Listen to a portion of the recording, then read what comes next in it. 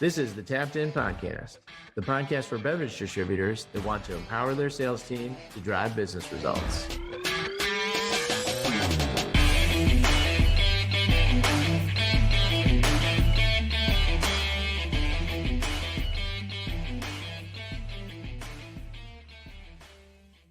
Listen up and welcome back to the Tapped In Sales Podcast. I'm your host, Bud, here with Mikey. Mikey, the abominable slow man, has been slogging his way back home. That sound we hear in the background, what is this, Mike, for those of us listening? That is me driving home last night from the airport down Interstate 131. Yes, this is a U.S. highway. I'm doing about 30, maybe 25, 30. Completely like whiteout conditions. I mean, It's it was insane. so insane. Actually, I probably was going slower here. I think my top speed all the way home was about 35. But I could see the left-hand side of the road because they have those little safety things put up, and that was about it. I mean, that was my guardrail home. It was so nasty, so nasty. And blowing, I mean, the winds were 40 miles an hour. I think the actual temperature last night was, when I was driving, was 13, but the wind chill was at 0. So... But I made it. I turned a 50-minute drive into an hour and 45, hour 40. What is crazy about that is that, excuse me, what is crazy about that is that you were recording it. You were taking a video at the time. Well, I was being safe, right? I hit record. I put my phone up on the dash, leaned it up against the windshield, just that way I could have two hands on the wheel at all time.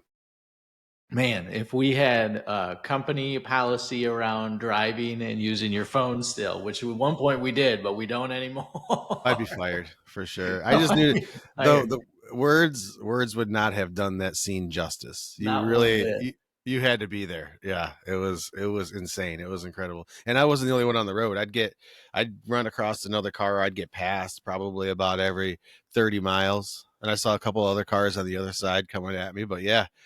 It was a brutal ride home. Somebody passed you?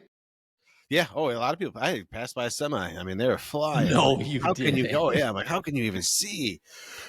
That is insane. Those guys driving semis are nuts, though. I mean, they're drivers. We know they're drivers. They're fucking crazy. We hire them. I know. We employ them. Oh my god. Well, safe trip back. You flew into GR? Yeah, flew into Grand Rapids. I can't believe they got you in. Did you go Minneapolis to GR? No, Charlotte. Well, you were on American. Yeah, I was on American. So yeah, I had to go down to Charlotte and then home. So I thought 100% sure I was going to get canceled, which I'm glad I didn't fly into Detroit because they ended up closing 94 completely last night. So I would have really been stuck. No kidding. Yeah, like Sprinkle Road area, just like between Galesburg, so almost home. But yeah, they completely closed. I think it was an accident, or maybe it was just too bad or something. So it's really bad in Michigan right now. It's bad. It was. Yeah, we were supposed to get 6 to 12. To be completely honest with you, I haven't been outside yet. I don't know what's out there, but a lot of snow, and the winds were just blowing and howling, and it's cold. So I heard a great joke. It's not podcast appropriate, so I'll have to tell it to you later about 6 to 12. And a great joke from another Michigander. So I can only imagine. Well, that is exciting. The reason why you were on the road, you saw some cool stuff. I was lazy. I did not join on this event or on this on-site. So you were on the road with a client, revisiting an existing client, which is exciting. How was the trip? That was great. Yep. It's always fun to get back out in the field and spend some time with the reps and be in the market, especially at this time of year, holiday season, which ties into today's episode. But the holiday season is just so fun to be out in the market. It was one of my favorite times of year when we back at Atlas to be out there and being with people. So it was good. Really good, cool team. Some good stuff, some fun takeaways, and hopefully they had a few takeaways for me as well. For sure. That's awesome. So that is what we're going to talk about today.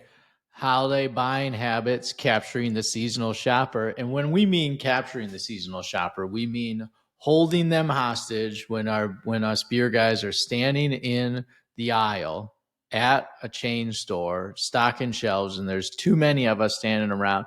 And there's that shopper who's just looking up and down the aisle, looking for something. That's what we're trying to capture, that person. tell them to buy our stuff over somebody else's, ask them if they need any help. And that was what we did all holiday season, right? That was the favorite part about the holidays. We would call it merchandising, but we were just getting in the way. There'd be four of us there putting away 6 or 7 pallets of beer, and I'm sure we were just in the way. And Dave and everybody else like, just get out of here. But no, that Yeah. was always the best part, standing there and waiting for that shopper to come down and like, hey, can I help you find something? And usually it was always, I don't really know what I'm looking for. Perfect. All right, let's talk. Where do you want to go? Or do they carry this? No, they don't. But have you ever tried this? It's part of the season too, where people are genuinely shopping for something new. My favorite story around that is that people are shopping for something to impress somebody, either as a gift or as my knucklehead, brother-in-law is in town and he thinks I'm a loser. So I'm going to buy a better beer than what I normally buy. So I got to go shop a part of the aisle that I usually don't shop. And that's why things like Stella and Kraft and Heineken all do well, or did a little bit of a uptick around the holidays, because they're more premiumized products. And I got to show off to my father-in-law, my brother-in-law, whoever it is, cousin Eddie. I got to show off to cousin Eddie because I'm so successful and he's out, the shitter's full out in the front yard, dumping everything out of the Winnebago. It is brand new RV. Exactly. Yes. Yeah, there's that that consumer, that buyer, shopper that you just described, and then there's also so many people shopping for alcohol that typically don't shop for alcohol, and that's another jump ball grab too, because they just need to have some alcohol, typically beer, in the refrigerator to offer their guests. Maybe it's family, maybe it's whoever, friends coming over, but they want something in the fridge to offer them. And what are they going to buy? I mean, who knows? They don't typically buy. They're not brand loyal. It could be something that's center aisle display. It could be something that was suggested. It could be something that just looked really cool, and even that consumer that you were talking about that wants to show up at Christmas and have something special. I still think a lot of that goes into label too. I mean, a really cool label looks really cool in your hand when you're showing up at the Christmas party, or hey, I'm drinking something special, and look at this. Oh, that's cool. I love that label. One of my favorite ones used to be Bright White from Bell's. It was just woods and a snowy scene. All the snow was sticking to the trees, and there's a big layer. I just love that label, and I always bought a 6-pack around the holidays. You would like that label. Right on brand. Totally. Right on brand. Wood, snow, not so much for me. More of like surfboard beach guy, for sure. Yeah. I want to feel the burn, want to feel the sweat.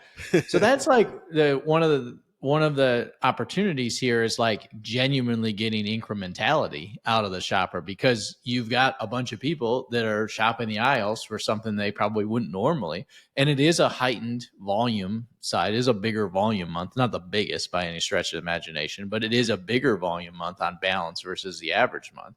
And you found a picture this week. I did. That is a great example of a rep full taking advantage of incrementality. So paint the picture here. We're staring at a picture, for those of you listening, of a beer cave, and we can see the higher volume stuff inside the beer cave. But before you walk into the beer cave, there's 2 5-6 stack display racks flanked on the entryway in and out, which is an automatic door. And you can see these are all high incremental GP items. So tell us about the story here. I'll leave the picture up for anybody watching. Yeah, so we walked into the Sky and met up with this rep who was actually performing really well for the last 3 months. Been watching his numbers. Give him a shout out. What's his name? Callum. Sorry, Cal. They call him Cal.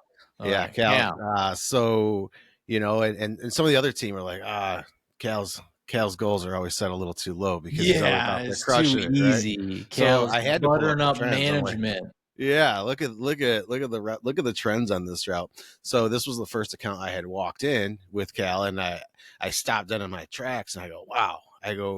There's a lot of GP just smacking me in the face right now. And I don't know if you can zoom in, but outside of Cutwater Neutral being on at the beer cave entrance, what smacks you in the face when you walk in?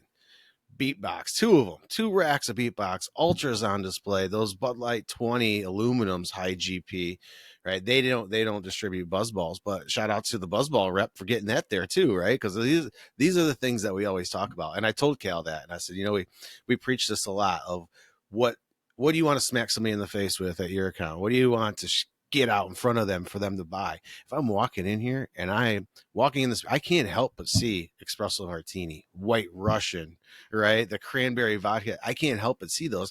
And he had singles on top. Please Perfect. buy me. Num, num, num. Right. Peppermint one? No, they didn't have the peppermint, just white Russian. Have the peppermint one. Yeah.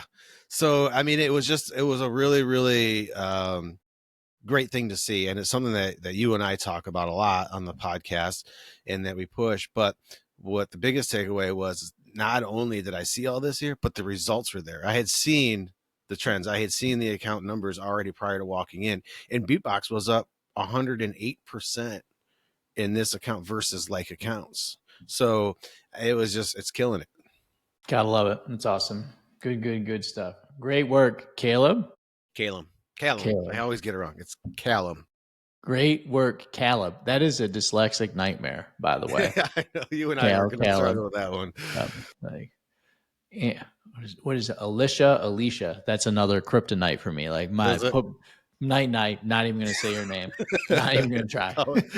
Just short it up. Hey, y'all are thinking about here. Nighty night.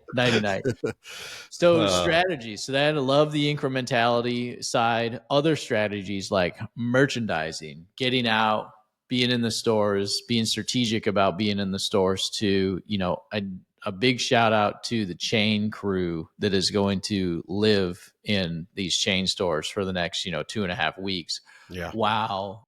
All the shoppers are around them doing stuff. And like, even just getting into some of these stores, like driving to them, fighting through the traffic, going in, then doing your job and fighting through all the extra shopping traffic. Like, huge shout out to that crew. I don't think that it's lost on us by any stretch of the imagination, but the exciting thing for us is that like we have people like Dave who would actually do the work.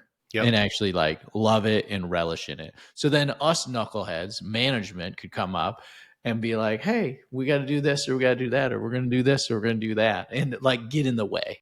Yeah. Yep. Take way too long to put away a pallet of beer. I used to and I would take my time on all the good stuff, right? All the high GP items, things that I wanted to draw people's attention to. We had New Belgium, so I always made sure if they weren't already wide, I squeezed the shelf. I got those wide so I could do the skeleton, the full face. You put the stack the 6-packs on top of it. There makes a full skeleton. So I would make a lot of those brands bigger than what they really were, which is a great idea. Just when you're thinking about somebody shopping the aisle and you're coming through, how do you want that merchandise? When they're just lost in a sea of brands, what do you want to pop out? So even though something might be just skinny on the shelf, if that's something you really want to push during the holidays, you think it's a great fit, take some space away from something else, even if it's yours, just to get that wide, double face, whatever you need to do to grab that extra attention, because that's what's going to sell that package. So merchandising, I think, is key around the holidays of getting those packages out in front of the consumer, in front of the shopper, saying, hey, buy me, look at me. That looked really cool, Yep. When I started merchandise, I was brand new at it, and Tommy was coaching me up, learning me up on how to do it. I remember, and I don't remember what it was recently, but if it came out of the back room, it went on the shelf. Didn't matter. Like if it came, it was not going back. So like if you only had a couple 6-packs that you needed on the shelf, he wasn't breaking down the case. The whole 4-6 was coming out, and he was burying wherever it was, somewhere next to it, or was hiding it somewhere. Like it was staying out there, which some people are gonna like cringe factor of like, well, what about the rotations? Like, no, this will sell. Don't worry about it. Like it's gonna be it'll be discovered somewhere in some way, shape, or form, and it'll get out of there. So like, and I don't remember what that was because I literally just did that. Mikey was like, if it came out, if it's in my hand, it stays out or something like that. Yeah, product only comes out of this back room. It doesn't go back in. Doesn't go back in. Yeah. What about fighting with the back door people? It's like, it's Christmas, right? Like you get one pallet of back stock and that's it. Keep it there. one pallet backstock's gonna get me. I'm not delivering 6 days. No kidding. Yes. Yeah. My dad used to always say that how they figure out how they interview the people for the back room is that they put you out as a greeter. And when the customers come in, if you're like, fuck you for shopping at Walmart, Yeah. it's like, ooh, The you'd be grumpiest great. ones. Do we have a position for you? We're gonna move you to the back room where you Yes. belong. You're great with people. We're gonna put you with all the people. Yeah, You're that right is with the a people. We want you to grind away and grind down and tell them that they can't be here over and over again. yeah, that's spot on for sure. Yeah, I love it. I love it. What Oh else should man. people be thinking about for the holiday season? You know, the common theme is just getting that product out in front of the shopper, getting it in front of their face, whether it's on the shelf, misrepresented space wide, double face, whatever, whether it's out of aisle. That's another great one to get your 6-pack or your 12-pack into their shop or into the shopping cart. But out of aisle, cross merchandising, anything like that. If we're ever talking with our managers about getting something outside of the beer aisle, right now is the time, because I want to be right next to that holiday ham, or I want to be in the same aisle as all the whatever it may be that all the shoppers are going down. Like, oh yeah, I did need some beer. Now we didn't even give them the opportunity to go down that beer aisle and see all 6,000 SKUs. We made their job easier by putting in front of them in an aisle they were already in. So yeah, I mean, I know we're all fighting over end caps and stuff like that too, but if there was ever a time to really fight hard and get outside of aisle, right now is that time for sure. 100%. Yeah. And like, no more fun is it just like leaving it outside of the aisle. It's just like, whoopsie, they just dropped off, because then that really frustrates the store managers. But, those are other things that you can kind of fight through and do too. Um, Educate. What else do we want to talk about, Mikey, for holiday season? So, we were talking about just kind of getting outside of the aisle and doing stuff like that too, but innovations. I saw something really cool when I was on the road this week that was just, it made me sit there and think for a minute. I'm like, wow, that is so cool. But just getting creative. I know a lot of our clients listening also sell spirits, maybe wine and spirits. But we all had those fish bowls, right? From the little shooters, has a little Yeah. cap on it, those fish bowls. They had taken some of those. I think they were smaller, totally 100% homemade, I'm sure, from the distributor, maybe at the account level.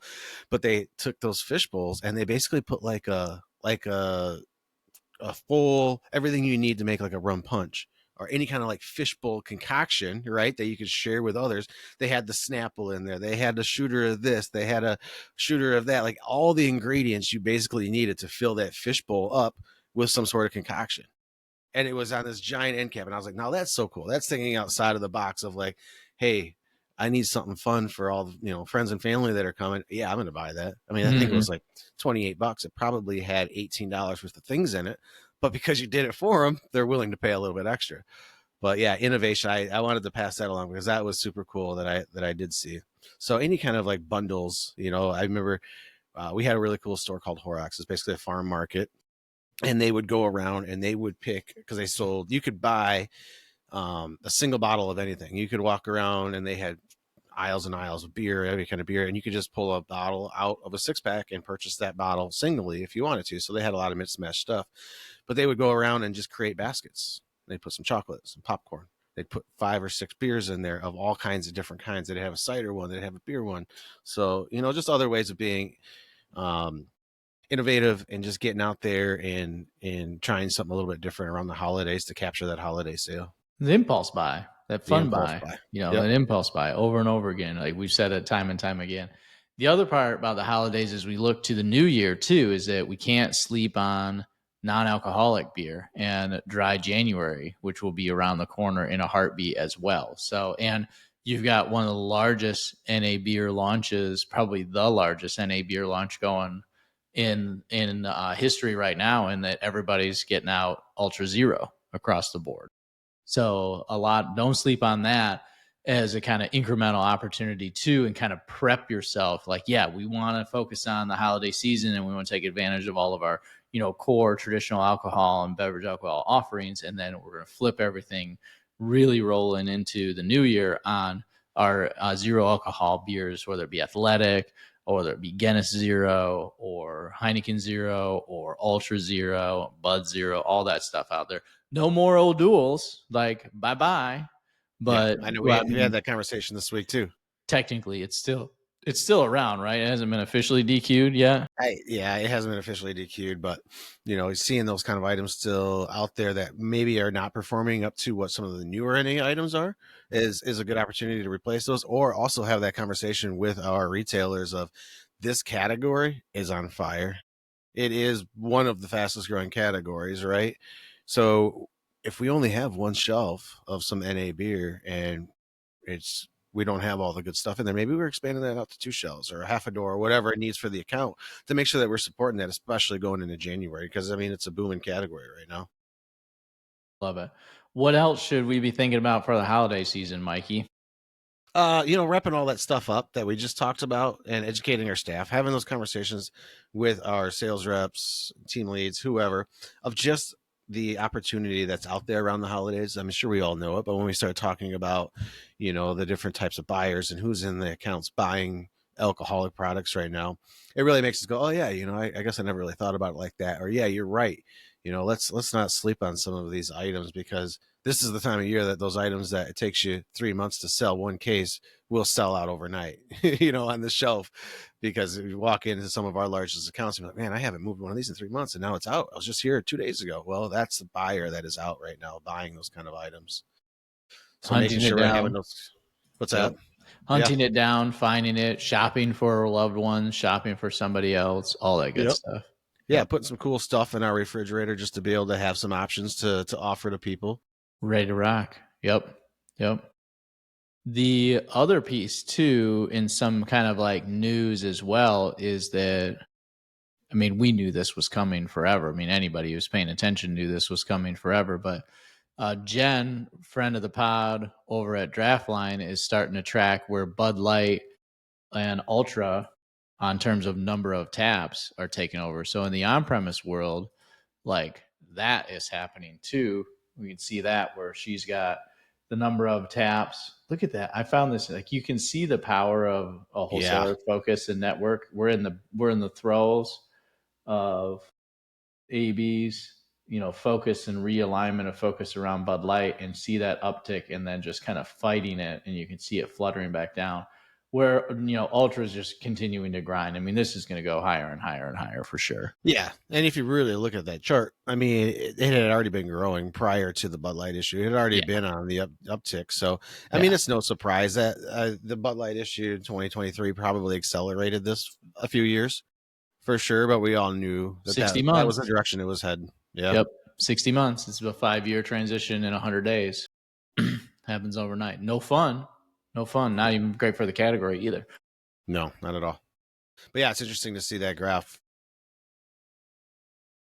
The final piece, I think, how does that play out for? We talked a lot about off premise. How does that play out for on premise for like, focus around the holidays and all that good stuff? I mean, New Year's Eve, still a big deal. Christmas, kind of like, maybe, you smell of scotch and cheesecake.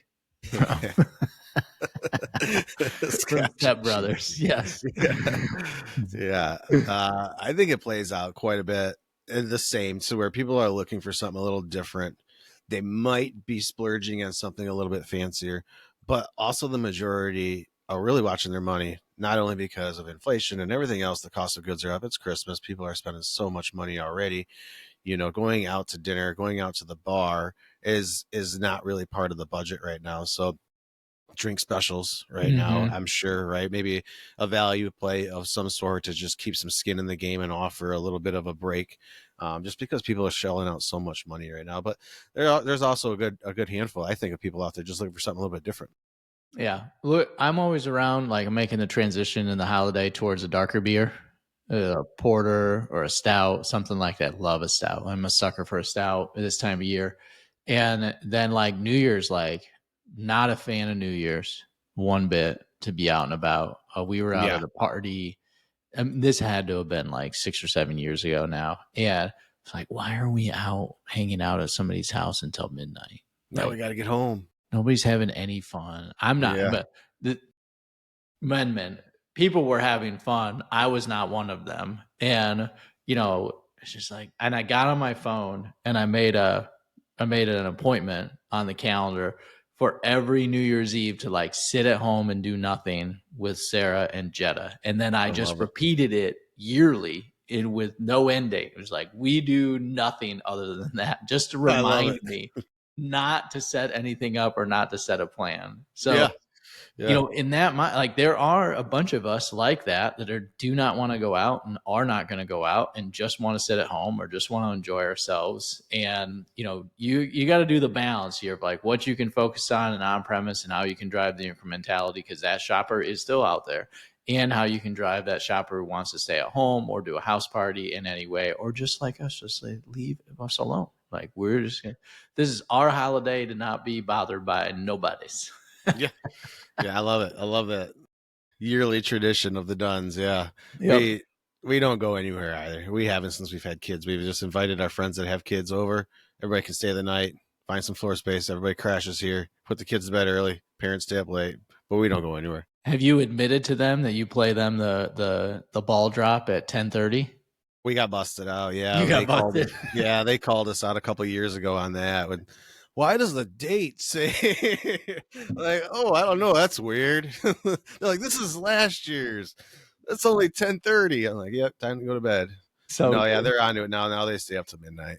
So good. I still haven't busted Sarah. She does it to me every year. It works like clockwork. Yeah. Time to go to bed, bud. It's 10 o'clock. Time to There's go to the bed. ball. Love it. Love it. Well, we covered a lot of ground today. Great stuff today, Mikey. I'm glad you made it back safe. Thanks for driving safe and getting back home and doing the trip out to see our wonderful client. From here, if you like it, love it, enjoy what we're doing, please continue to listen and subscribe. Hit us up with any feedback you have at info@vxptech.com. That's vxptech.com for our email. And we're going to keep doing these. I don't know if we're going to do one. I don't know if I'm going to do a normal like replay one from the holidays or cut a couple episodes together yet for Christmas, but we're going to be shipping these out live throughout the holidays because Mikey and I are still hanging around and we will become bored very quickly. So that is a good thing. And so for everybody listening, cheers and thanks for joining. Cheers.